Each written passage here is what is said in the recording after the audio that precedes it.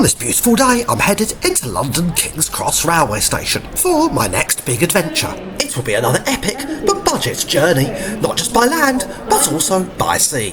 Platform 1 for the 10:03 LNER Azuma service to Aberdeen. Customers are reminded to mind the gap between the train and platform edge when boarding. Good morning and welcome to London King's Cross Station. I'm here ready to embark on my next trip. Today I'll be heading up on an LNER service which I've not taken in a while.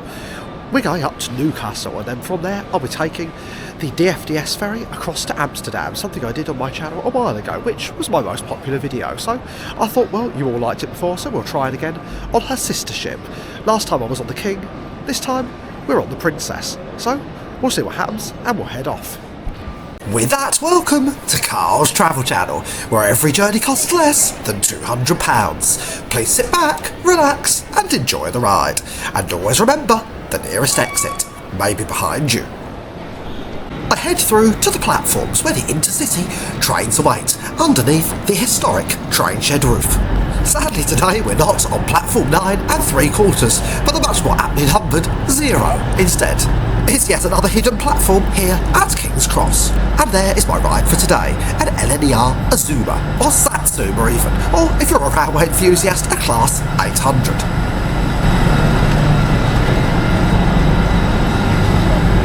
Well, I'm here on platform 0, ready to board the service, and unsurprisingly once again, my e-ticket didn't work scanning the gates like it never does. Anyhow, we're heading up to Coach J, so we'll see if we can find it.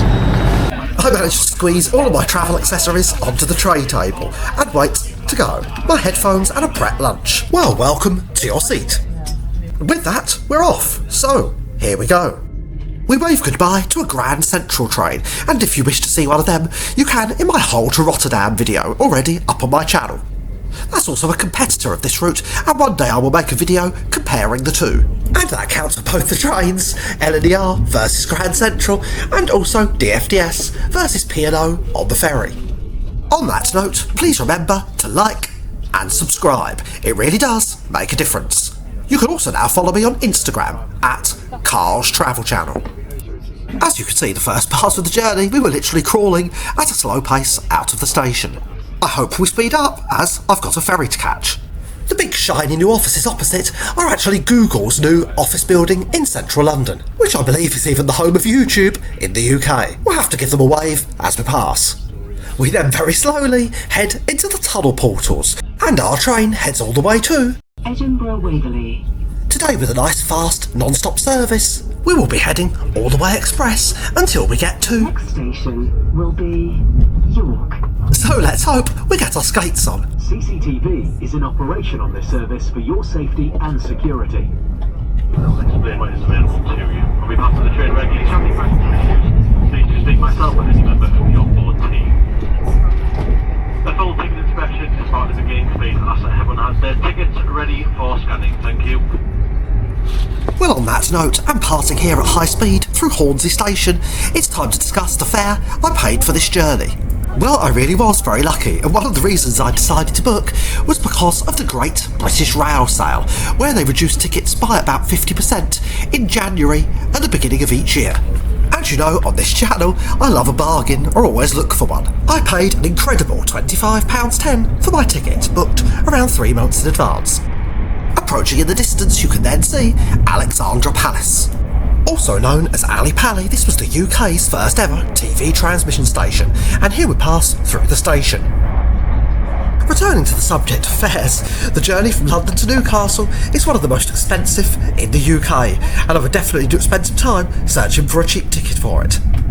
I then tried to drink my coffee and realised that the tray and cup was being jiggled around all over the place, which is a little hard to see here, but you can see just about. The ride quality was really awful. It was like the train had a flat wheel. I think really this train should belong in a depot, like that Thames link over there. It's really unbelievable how these Azumas are less than 10 years old. As you can see, as we picked up some more speed, it was being shaken around all over the place. At least we then head out into the green British countryside, something I don't often get to see in London. My coffee cup once again just a leap for freedom. the rural green scenery turns into grey industrial and railway land as we enter the massive railway yards, goods and freight sidings south of Doncaster Station. You can see an array of different Class 66 locomotives here if you are that way inclined, and partial to a nice train. We then pass this exceptionally long train on the run into Doncaster. Maybe you could count the wagons and let me know how many there are in the comments, because I don't think I'll be doing it myself. We then enter the realms of Doncaster Station and we whisk and pass through the platforms at very high speed. Last time I made the journey down the East Coast Main Line, I stopped here and changed trains on the way home. Passing the offices of Network Rail, we then make our only station stop en route, here at York. Literally crawling into the station. Good afternoon, Centurion. Now going into York Station where we are arriving. Schedule. If you are taking over connection, like our connection. My coffee has now been replaced by a bottle of Coke, and the train has emptied out a little. Hello, and welcome on board this LNER Azuma to Edinburgh Waverley. So it now affords you a little bit of a better view around the carriage. Anyhow, soon, after a little bit too long of a wait, we're back on our way. Being Britain, the train is already delayed, around 22 minutes so far. As we begin to accelerate out of the station, we're coming up to pass something I have always wanted to visit. I even once lived in York and never came here, and yes, it's right here in front of you, the National Railway Museum. Maybe I should make a video here one day and also take the bus across to Harrogate. Let me know in the comments if that's something you would like to see. Just north of the station is something a little more modern, the TransPennine Express train depot. Hello, and welcome on board this LNER Azuma to Edinburgh Waverley. And once again, we will be heading express to our next and final destination for today. We will call at Newcastle and Edinburgh Waverley. Back out into the beautiful green fields of the north. I do like this little sign here, and it made me chuckle. 200 miles to Edinburgh. Luckily, we're not going all that far today. We then pass express through the really classic old looking but rather run down train shed and station of Darlington. Sadly, it looks like it's seen better days and could really do with an upkeep. We then pass this beautiful river and countryside park. Just south of the next station we will whisk through, that's Durham. And there it is, another classic old station at high speed. I'm now officially not just far north, but very far north. The outer reaches of Newcastle and Sunderland come into view, and we begin to decelerate. Change here for trains to Carlisle, Hexham, Sunderland and Tyne and Wear Metro. I was really trying to keep my eyes peeled to see if I could see the Angel of the North. Is it even visible from the railway? Maybe you can let me know in the comments below. Take all your personal belongings with you. Then making the approach to our final destination, Newcastle Station, we cross the famous River Tyne. Something we'll be seeing a lot more of later on.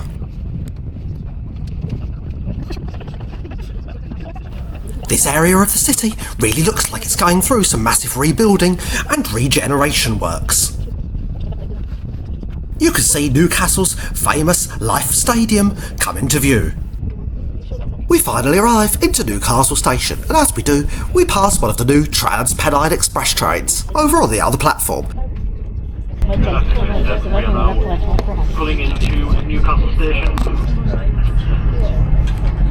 We are fairly I would like to just apologise for delay to the service and the inconvenience. Newcastle Station in a few moments.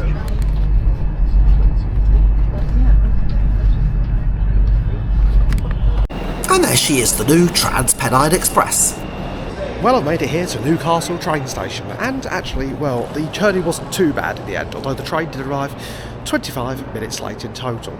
The seat was very comfortable, however the ride quality was absolutely dreadful, with a what seemed like a flat wheel on the train that every time it slowed down the carriage would judder from up and down and from side to side.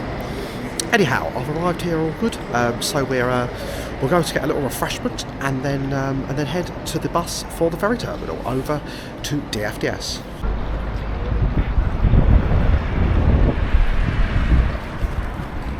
And one of the things I really love about Newcastle is the grand architecture here. It always has a very welcoming and historical, interesting feel. Anyway, now we'll head into the Centurion bar and lounge where I went on my last trip here and see if it's the same as before, because I seem to remember it had a beautiful ceiling inside. The Centurion bar was an old first-class waiting lounge, and it really shows it here inside.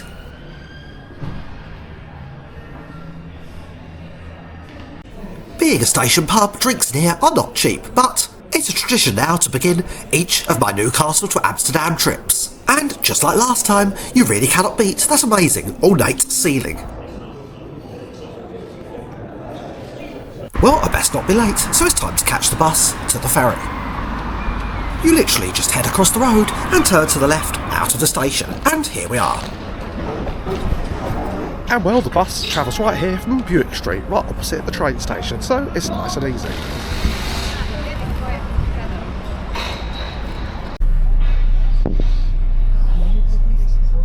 To board, you must show your proof of booking the bus to the driver. This is usually on your booking confirmation, an email or document. Sadly today, I didn't bag the front seat. Anyhow, so here we go. We head out of the city back past the railway station, and for those not local to the area, the journey offers some more views of Newcastle's fascinating architecture. There are 2 departures per day for the DFDS bus service to the ferry terminal. This one at 14:30 and a late departure an hour later at 15:30. And the total travel time is around 25 to 30 minutes. I opted for the earlier departure today to get to spend some more time relaxing on the ship before it leaves the dock. Now, if you've seen my old Newcastle to Amsterdam video back on my channel from over a year ago now, you'll notice that the last time I did this, I took the metro from the city centre out to nearby the ferry terminal. So this bus today is a new part of the experience for me. In terms of fares, the metro, well at least last year, cost £3.80 one way. This transfer bus is a lot more expensive, double the price even, at £7, which is why I did not book it last time. And that's £7 in each direction. However, the big benefit is the metro station, or the nearest one to the ferry terminal, is quite a long walk away, almost around 20 minutes. So this saves you quite a bit of that, especially if you have any mobility issues. Well, we now head out onto one of the expressways down towards the Port of Tyne. I can feel the excitement building as we edge closer and closer towards the voyage. We drive across one of Newcastle's many metro or rail lines. We head out towards the suburban part of the city, and over here there are also some very nice parks, which this one looks beautiful, with a little bridge inside, and some classic old Art Deco buildings and factories. Finally arriving at the port area of North Shields. We swing around the roundabout and make our final approach to land at the ferry terminal. I hope they've got the runway lights on. The journey on the bus today was actually quite plain sailing, as it were. However, I must add, because it's not in this video, on the inbound journey home there was a huge, around 45 minutes delay waiting on the bus for everybody to get off the ship through passport control. So that is maybe something to remember when booking these transfers. You might prefer to get your own Uber, taxi or the metro, at least on the way home. Being a local bus, the seats after a long sit down are also very uncomfortable. And literally as it rhymes, we pass the sign for the Port of Tyne. I get my first view ahead of the Princess Seaways, and there she is. I've arrived here at the terminal, so it's time to go through and head through security, and I'll see you on the other side.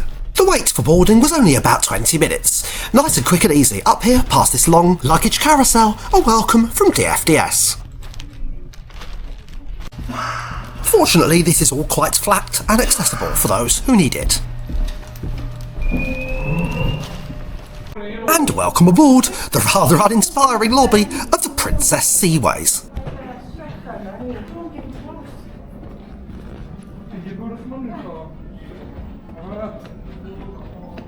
And as well as signs for the duty free, of course, the first thing we are greeted with is this beautiful model. It's the Prince of Scandinavia, a former DFDS North Sea vessel.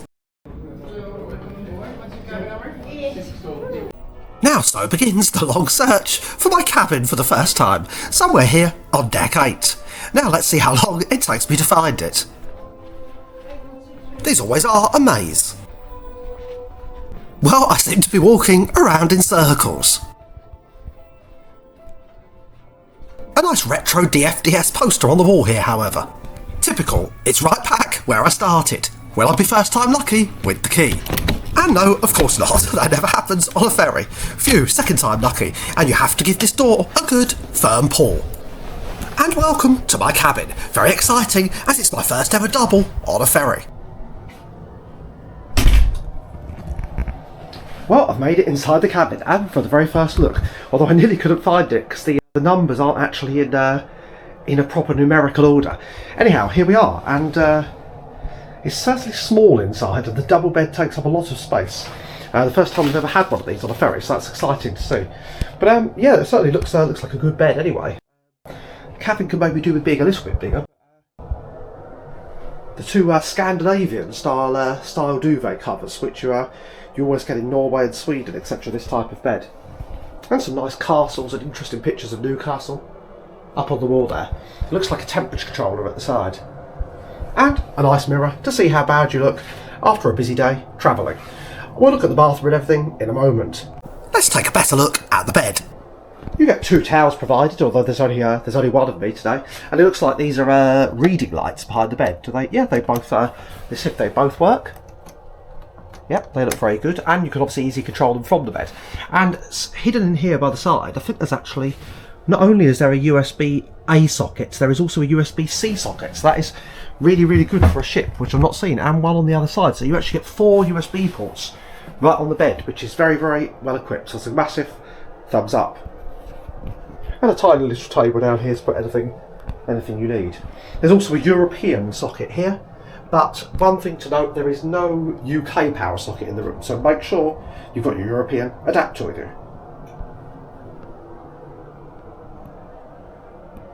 As well as the nice pictures, a bin is down there to throw away your old trash.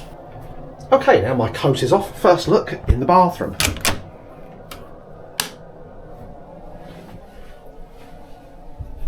Well, it's certainly very bright and airy in here. The shower is the shower cubicle area is actually very large, although the toilet actually occupies the shower, which I've not seen before on a ship. But however, it doesn't really matter too much because at least you can swing around in here, unlike on the P&O Pride of Hull, where you couldn't even move at all.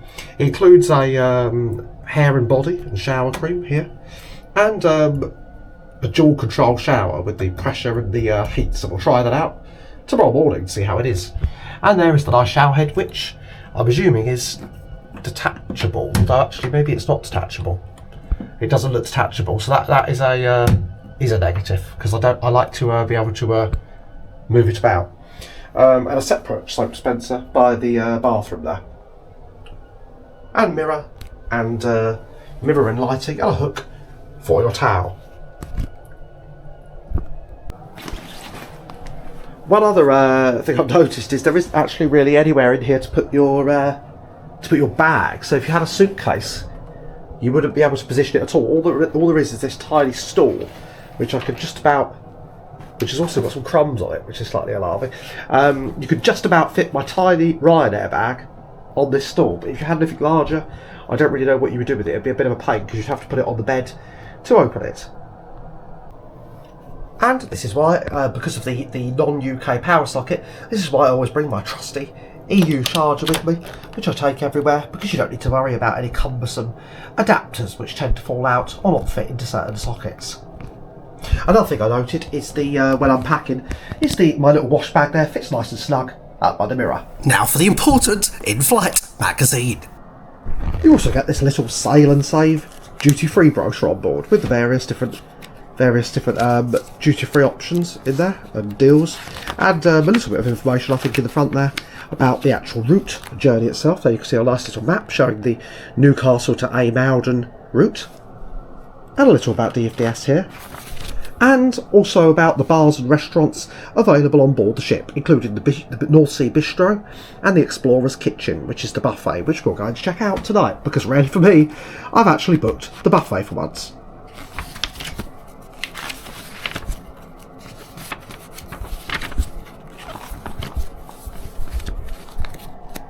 And the duty-free shopping.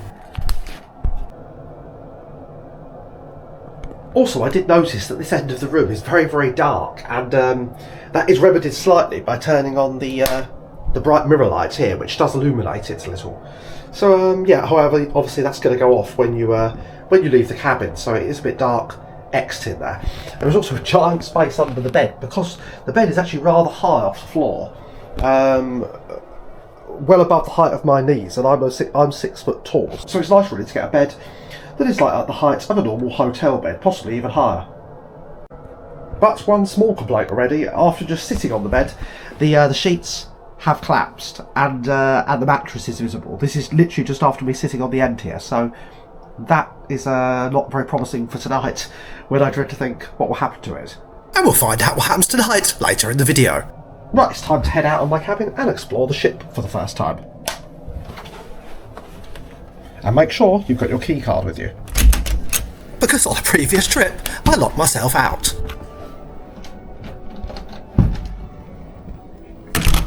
And from here you can really see how close my cabin is to the hallway. Right, let's head outside for some fresh air. And unlike many ferry doors, those open nice and easily. One thing to remember is these lower decks are used as a smoking area. So if you do not like that, or you're allergic, then you're best to go up to the higher decks, which are much more spacious and airy. A nice and calm River Tyne, looking across there to South Shields. Somewhere along this stretch, there's actually a small little ferry goes across. Maybe on a future trip, I'll try that. Well, right opposite my cabin is the outside deck entrance, and it's only opened on the riverside, not on the ferry terminal port side, while you're docked. A very good view from here and easy to get to. The outside decks on this ship are definitely a good bonus because they're on multiple different levels, and so there's plenty of places to explore and have a look about. We'll go and see them now. Right, let's go and explore some of the other decks higher up. And I must say, DFDS do look after their ships very well. And it smells strongly of fresh paint.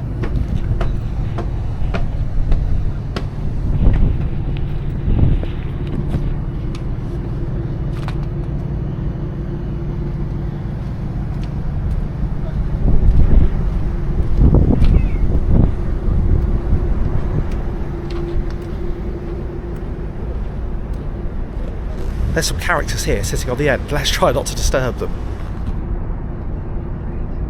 I think these are 2 extra stowaway characters who've decided to come on board with us to the Netherlands. I assume they are maybe seagulls, but if you know, let me know in the comments below.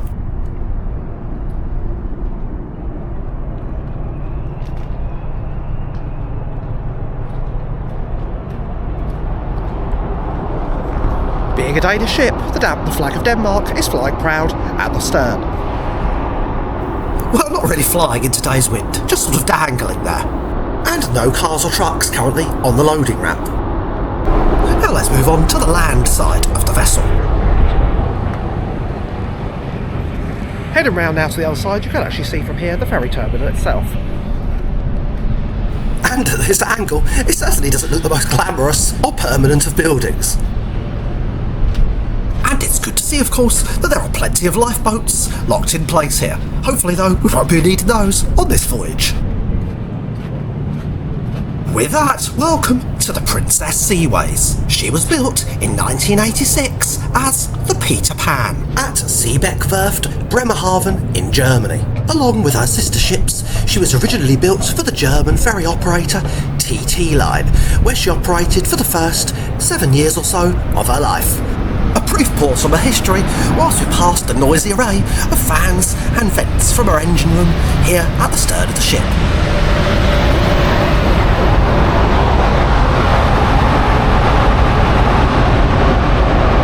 Continuing with her history, she had an exciting adventure down under to Tasmania even, where she operated as the Spirit of Tasmania from 1993 to 2002, almost a decade.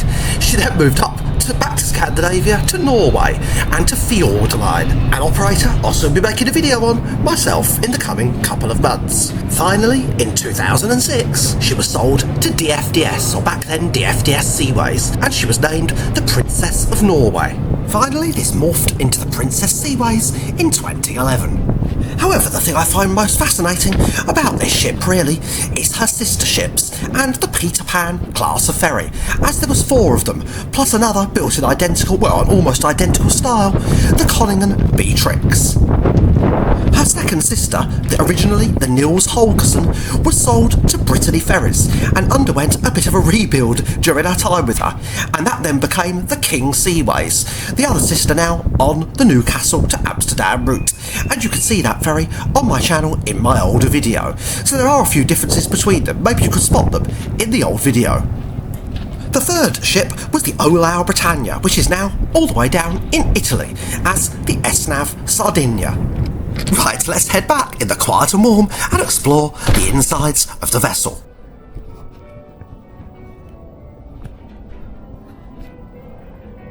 We're all the way up here on deck 9, and as you can see it doesn't quite have the glamorous, refurbished look of her lower floors.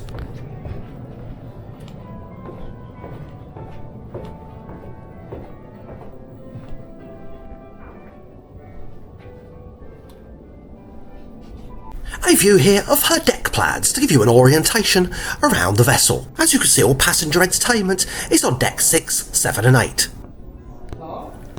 Just along here before the bar is the amusement and games room, and as you can see there are some machines provided with those cuddly toy pickup machines and some racing games there to the left.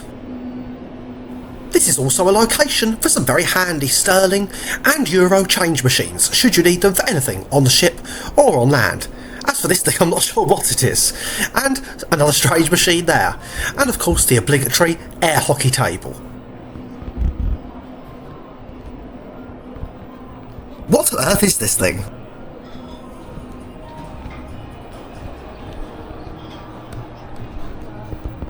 I'm feeling a little parched, so let's see if I can find a coffee before dinner. So I head to find the coffee crew, but en route I get distracted by yet another ship model, this time of a really old classic DFDS vessel, the MS England, which must have plied these waters a very long time ago. The picture of the coffee is making me thirsty, but a quick check first to make sure that we're still docked, as I don't want to miss the departure.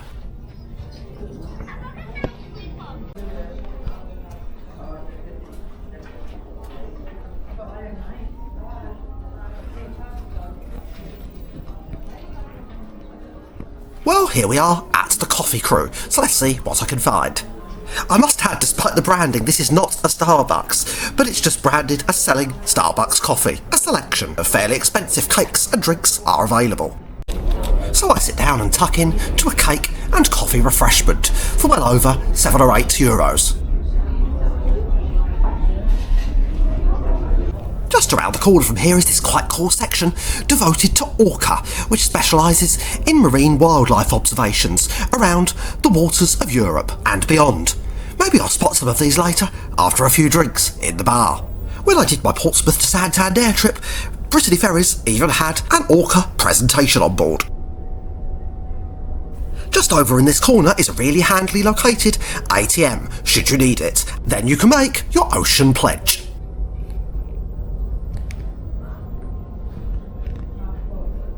Right, let's see if we're departing yet.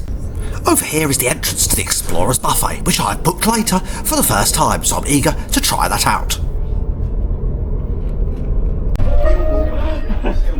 Ladies and gentlemen, please listen carefully to the following important information about safety on board. Time to dash outside. As word has it, the ship has already left port, and there we are, we're heading off. I'll wave goodbye to the Port of Tyne.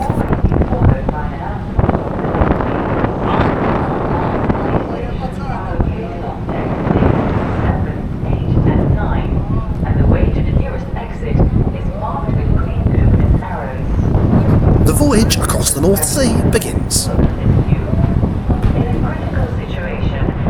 Oh until the safety announcements are playing, and we've actually left around half an hour early, so that is excellent timing from DFDS. It's really quite nice and pleasant on board so far, and apparently I've been called to guest services, and I need to meet the captain in an hour's time, so we'll see what happens. I'll speed this section up so you can watch the departure sequence and some very fast birds.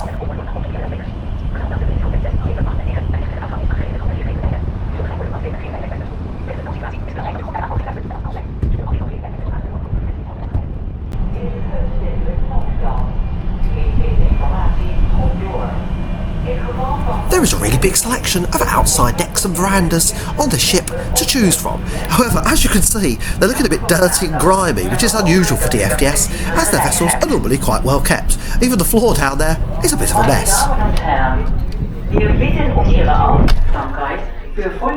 Time now, however, to head into the bar and my first beer on board. And if you look hard enough, you might just be able to read the menu. Accessible from the bar here is another little nice outside rear veranda on the stern of the ship, and just in time, once again to rhyme, to see our departure from the River Tyne. Ladies to Amsterdam. We are just left the port of North Seas and we're heading in southeast direction, increase our speed to around 70 knots a day. The weather forecast for this voyage, fresh southwest winds 8 to 30 minutes per second, same as when it was 5. Sailing condition is good today, we expect a smooth crossing.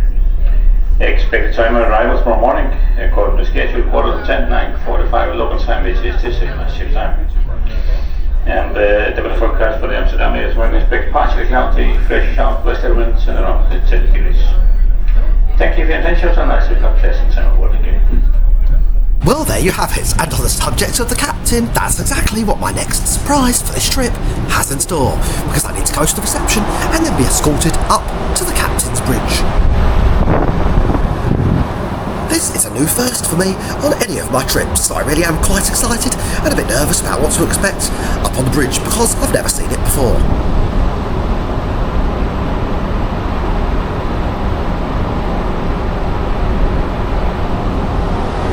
We're now powering away out into the North Sea.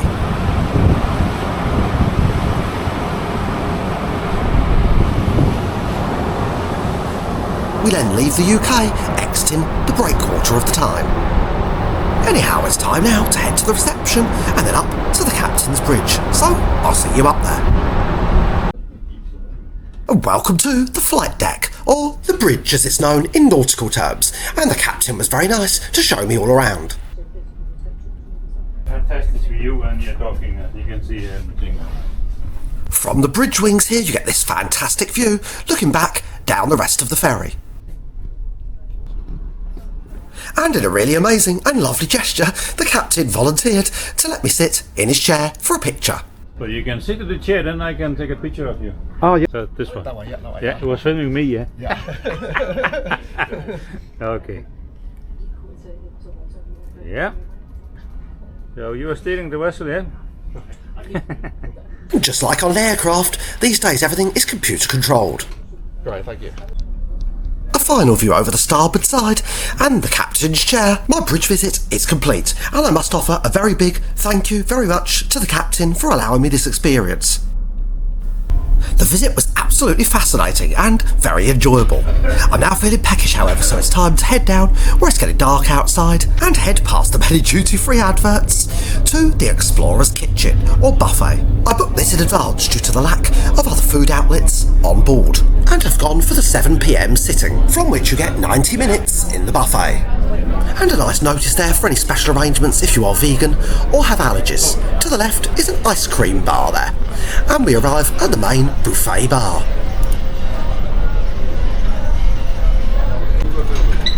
You begin with this delicious selection of various different fish starters. One of them is salmon, smoked salmon, and the others, I think it's pickles, and I can't remember to be honest, but they were all very delicious. I even had to go back for 2 helpings of them.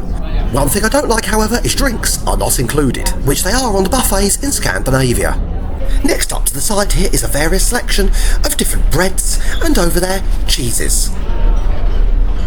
But to not overfill myself, I think it's time for my main course, and I get briefly distracted there by the desserts, where they've put the dinner plates. Salad is available here to the right, and over in the middle are some burgers and pizza. But for my main course today, I decided to go for spaghetti bolognese, because it's what I have on Brittany ferries, and it was delicious. My whole plate completely cleared, but gosh, it's a lot of food for an hour and a half. Nevertheless, there's still a little bit of space for the much anticipated desserts, and many are on option here. I go for the chocolate cake, however, you can actually order a fresh ice cream from the ice cream stand, although I must admit, I didn't see it manned the entire time. And the price for all of this, £25.75, booked in advance. It's important to remember, if you just turn up on the day, it's a lot more expensive and also may be sold out.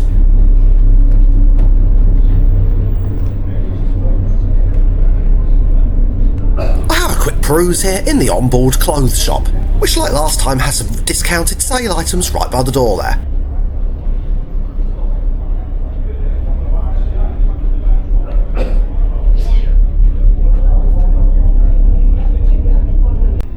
Well, the buffet done, and that was really good, so yeah, I quite enjoyed that, and it was a good selection of food as well. So we'll have a look now and see what the onboard entertainment's like. But first of all, let's get a quick breeze and a rush of air out on the deck.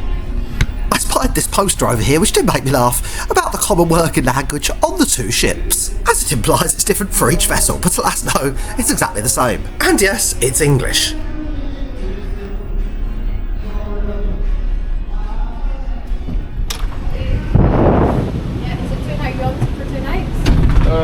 Right, now for a blast of fresh, cold sea air to walk off that buffet. Well, it certainly is very breezy and blustery out here, especially as I don't have a coat on because I left it in the cabin. I best hold on to my hat.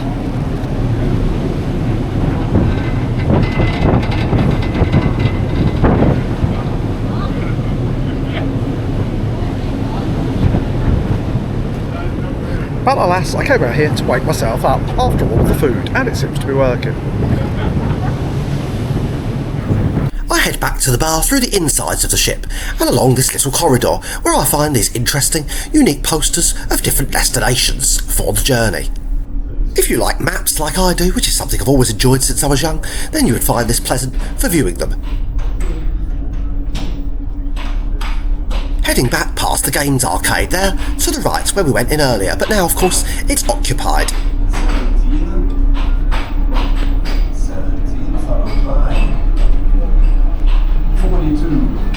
First of all, I try the Navigator's pub. This is an old tavern-style venue with one folk singer, but sadly there were no seats.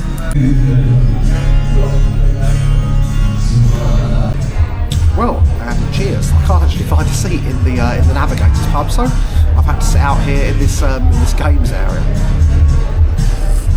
And in here we have the bingo. To get the full house prize, you will need to have each and every number. So all the numbers on your bingo cards to get the full house prize. So all the numbers. In the middle of here, that's right, in the middle of your bingo card, you find a free number, so a joker number, that will help you a bit with the prizes, right in the middle of your bingo card. And you even have to pay £5 to play. Let's see, the next number you will need for the full house. 43.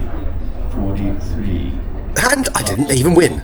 The live music then began, and it was really quite enjoyable, with the typical selection of 70s and 80s and some 90s classics you normally get from an onboard band.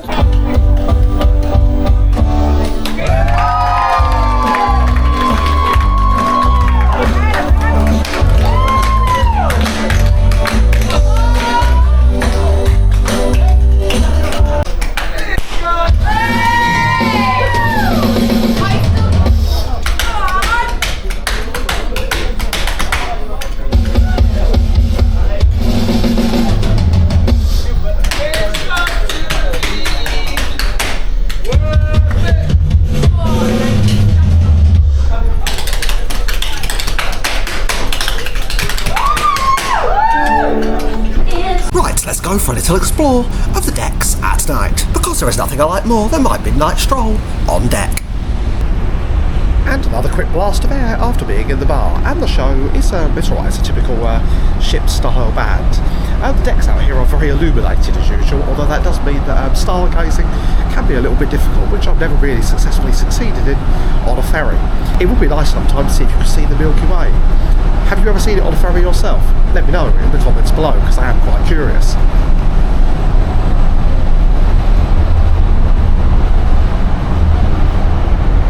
And another tradition, which I almost forgot earlier when boarding, was the classic view of the ship's lifebelt, the Princess Seaways, Copenhagen.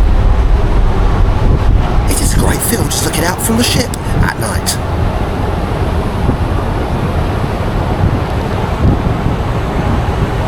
And out here in the corner of the deck, there is a really gorgeous smell of that fresh, salty sea air. I feel a bit like an old sea dog.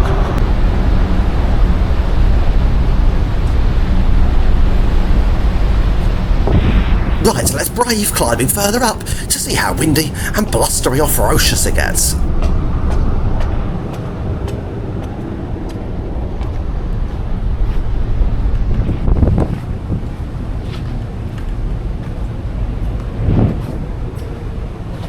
So far, so good. It's actually not too bad.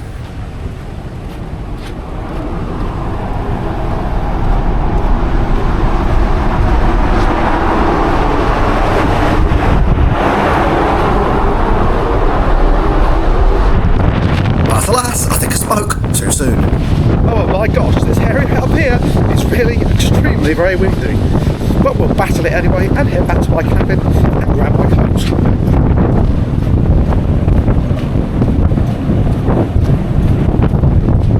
And it's a long walk down here, almost the entire length of the vessel, back to my cabin.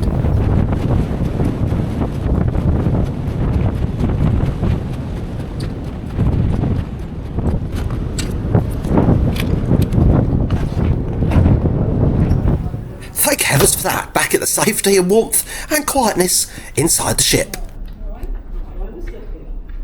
Well, back in my nice, warm, comfortable cabin, it's time to assemble the bed together to get it ready for a night's sleep. Although, I can't guarantee I might head out again for one more beer as a nightcap. But anyhow, we'll get the bed ready to sleep in later on.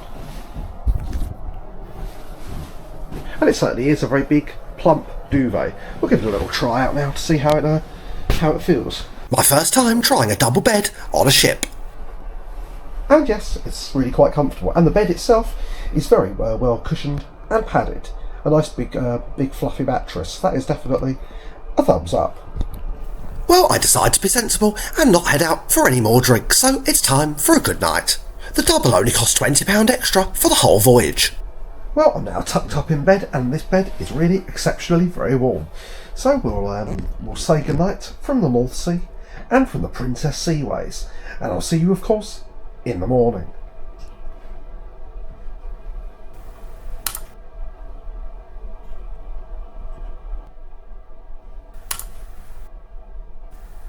Whilst I do love travelling at sea, one thing I never like are these very early mornings, because the ship always docks at some unearthly time. Well, good morning. That was a very, very short night's sleep. However, the bed was exceptionally comfortable. Well, it's time to get out and get in the shower and give it a test and see how it is. The time is now 8 AM and we expect to arrive in IJmuiden at 9:45 ship's time. The Explorer's Kitchen restaurant on deck 6 is serving breakfast until arrival. Cafe Coffee Crew on deck 7 and the Sea Shop on deck 6 are also open now. We wish you a very pleasant morning. Goedemorgen, beste passagiers. It then repeats in Dutch. Well, I must unfortunately say the shower was not very good at all. Due to its ridiculous location right up here in the corner over the toilets, you literally have to stand pretty much over the toilet to use the shower, because this does not remove from the attachment up there. So that is a bit of a fail, and the water temperature also does vary slightly. Like with my trip on the Fjord line, the shower on here was not ideal. It was better on ships such as Gabriella from memory. Right, well, I'm all dressed and in a very unpresentable state. Well, at least it feels like it at this godly unearthly hour of the morning for myself, and we'll go to the back to the Explorers buffet and see if we can find the breakfast, because I've paid for that stage too. Yes, on this crossing, I've really splashed out. And remember, on a mini cruise you can leave everything inside your cabin.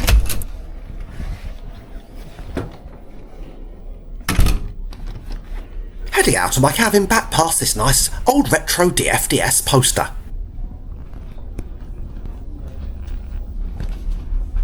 And not having a sea view cabin, it's always nice getting that first view of the sea in the morning, or the North Sea in this case, and of course it looks particularly murky and overcast.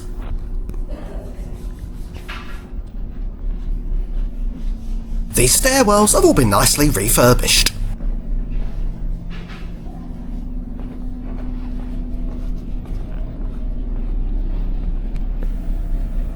Up on the wall here is the menu for the ship's a la carte restaurant, the Bistro North Sea. But alas, that's too expensive to visit on a budget travel channel. So it's the more casual dining options up here for me.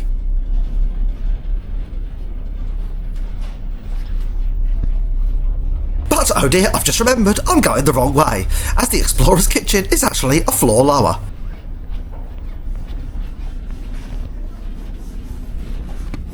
But the same mistake as last time, you must go down here instead, to floor 6 for the buffet.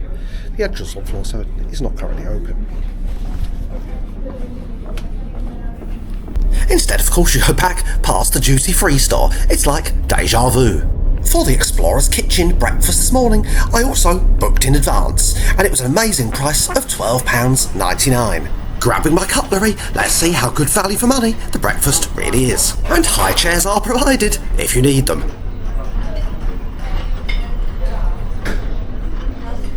One of the big benefits on the breakfast over the evening meal is you also get free drinks included. Not alcoholic, of course, but here you can get juiced, a choice of orange, apple or tropical.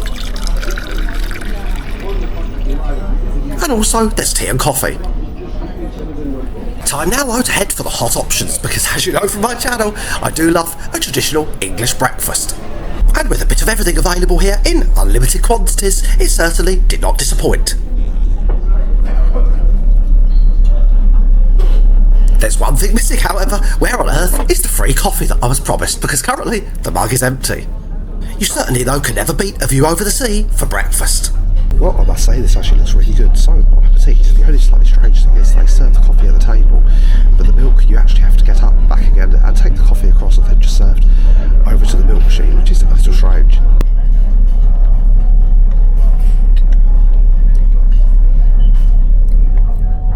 Before leaving and to get my money's worth, I decided to go back and try one of the patisseries. And if you're that way inclined, you can also have some cereal. But I decided to go for a croissant and pain au chocolat. I must say overall the breakfast was excellent, and a better value for money than the evening meal. Back outside on deck, it's time to work off the breakfast, and land ahoy. We're already through the breakwater of IJmuiden. Well, we are now entering the huge, massive breakwater and harbour of IJmuiden, so it won't be too long, although I think it's a little way up the estuary yet, and it's certainly a bit wet and blustery out here still. Also, one thing I almost forgot was the onboard Wi-Fi, which of course is very important, and sadly DFDS do not give this for free, unlike many Scandinavian ferry companies. But however, because you can get signal for most of the voyage because the ship hugs close to land, I would only recommend to use the 5 or 6 hour option, which is €6 per voyage, or €6 in each direction. If you pay for Wi-Fi for the entire cruise, it's about £25 or £30, and really not worth it. Anyhow, we're slowly making our way up the river, and you can see the breakwaters disappearing and the industrial complexes of this vast port emerging.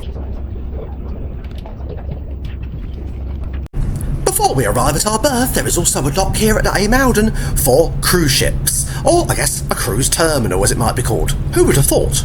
The cruise ship docked in today is the Viking Neptune, and from a quick search online, she sails itineraries around the Mediterranean and probably more likely from here up to the Norwegian fjords, and also even the British Isles. As you can see here, coaches await at her side to take passengers directly from the ship, making it nice and easy. And if you know what those strange round things are stacked up behind, please let me know in the comments below. The port of IJmuiden proper then emerges. It has what looks like an airport control tower to control all the traffic through this busy waterway. We then arrive into IJmuiden itself, which at its heart is really still a traditional village fishing harbour, and seeing it once again reminds me of great memories of my December 2024 trip. On heading back through the ship to the other side, I come across yet another model, this one a cross-section of a very old DFDS vessel.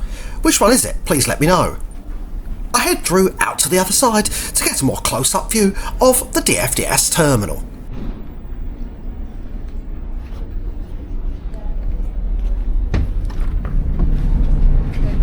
The ship's thrusters kick up the usual throw of sediment.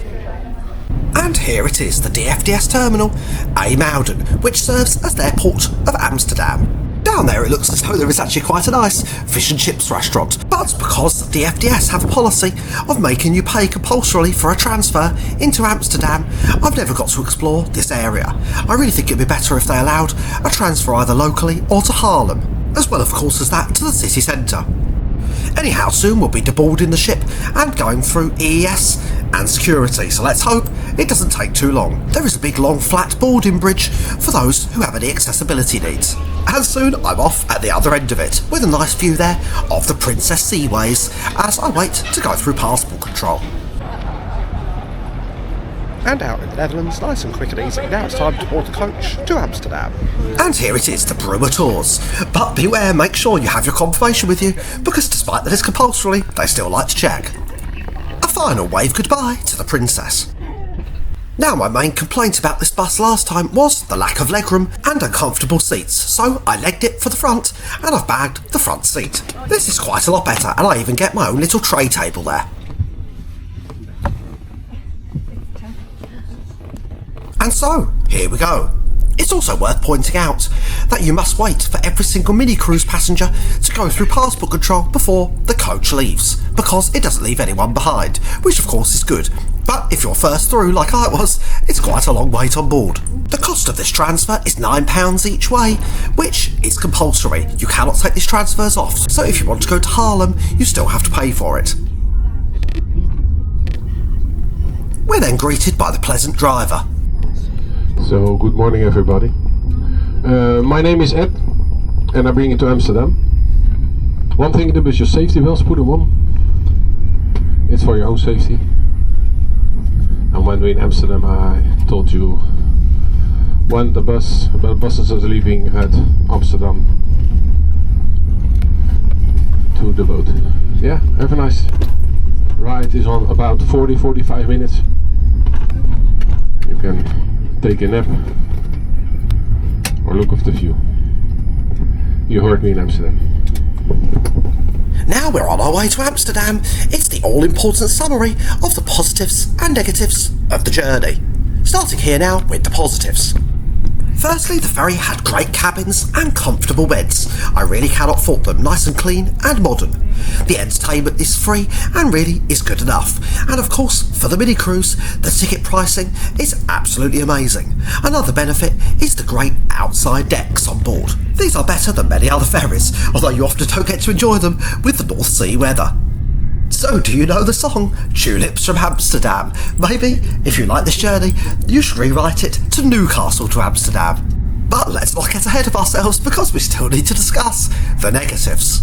With the primary one being the food options on board, and how expensive they are. There is basically the buffet and nothing else, and whilst it's not terrible value for money, I don't really need that much food, and it would be nice for a smaller option. There's also the compulsory transfer to Amsterdam, as already discussed, and as a bit of a joke mentioned here, the charge for the onboard bingo that other companies don't levy. Finally, it's time to go through the total pricing of the trip, excluding food of course, as always, and did it fit under my £200 budget?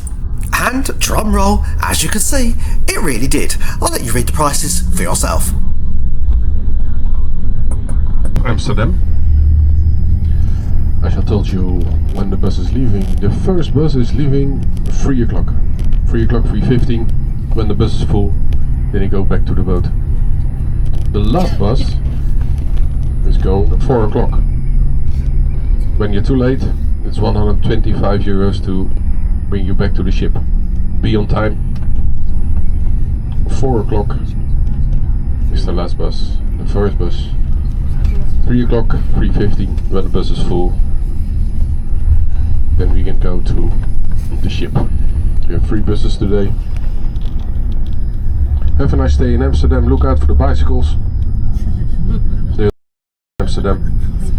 When you're walking on the red lane, you see it on the left side. That's only for bicycles. Just don't walk on it. And please look out for the pickpockets. Have a nice day, and maybe I'll see you later today. Bye bye. Well, as you could hear, the driver's announcements are really rather good, and it's great he has a bit of a sense of humour, so I think that's a nice welcome into the city centre.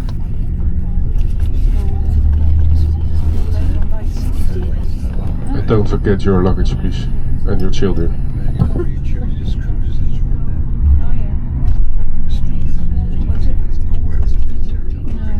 Making the final approach to Amsterdam's central station. And that's it, we've arrived here in central Amsterdam, moored up and berthed at our parking bay, and off here so you can see exactly where it is. Just as a city sightseeing bus passes us by across the road, you can also go on one of those if you choose. And there's the coach and bay you need to look for, the Brummertours. And well, I've arrived in the centre of Amsterdam, and unlike the last time I did that journey, it was actually loads better today. I think because I got the seat right at the front of the coach, I had more legroom, whereas on the one before, it was very, very cramped, with no space at all, so that was a big bonus. Now it's time to have a look around Amsterdam and find something to do. And from here it's a very quick walk into the central station, which you can see up ahead. And of course, being the Netherlands, when I always visit, it's always very darky and gloomy and wet. Then, just like the bus driver warned, and be careful for the bags. As you can see, the central station is really not far away at all. And over here ahead are the free ferries in the harbour. Last time I did a little quick guide video, which you can see on my channel, of the F50 service straight across there. I'm thinking about today doing the F34 as well, but the longer one is another additional video, but we'll see if we have time a little bit later on. And as an update, I do plan on making a video of the F34, and it should be up on my channel soon, so you can also check that out. For now, I'll head into the huge Amsterdam Central Station complex.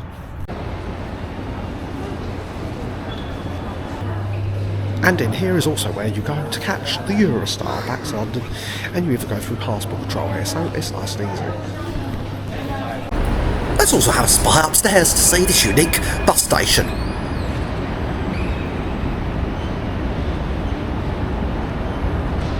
There's a bus station in here as well, which I didn't realise, so I'm just going to check that out and have a look to see how it is.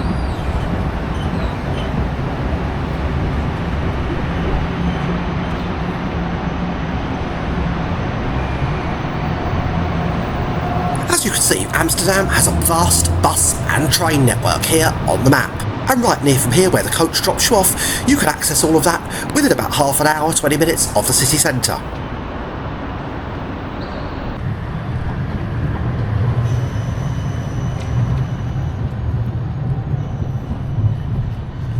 And of course, the trams.